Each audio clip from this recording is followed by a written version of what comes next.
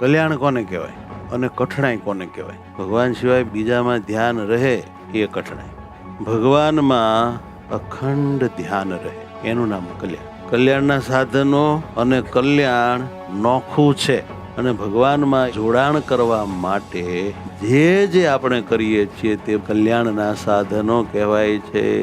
શ્રેષ્ઠમાં શ્રેષ્ઠ સાધન નિષ્કામ ભક્તિ, જે ભગવાનને સુખ આપવા માટે ભગવાનને ભજે. જો ભગવાનનો મહિમા સમજવો હોય તો સાધુનો અને શાસ્ત્રનો બહુ નિકટથી સંગ કરવો પડે અને કથા વાર્તા બહુ સાંભળવી પડે. હવે એક વાત ધ્યાનમાં લ્યો, ભગવાનનું મહાત્મ્ય જ્ઞાન સિદ્ધ કરવા માટે નિયમમાં રહેવું, ધર્મમાં રહેવું, વિષયથી છેટે રહેવું અને અખંડ ભગવાનમાં જોડાઈ જવા રૂપ આપણું કલ્યાણ છતે દેહે જ થઈ જાય. માટે આવા સત્સંગના સમૂહમાં મન મક્કમ કરીને ખૂબ જાજુ રહેવું.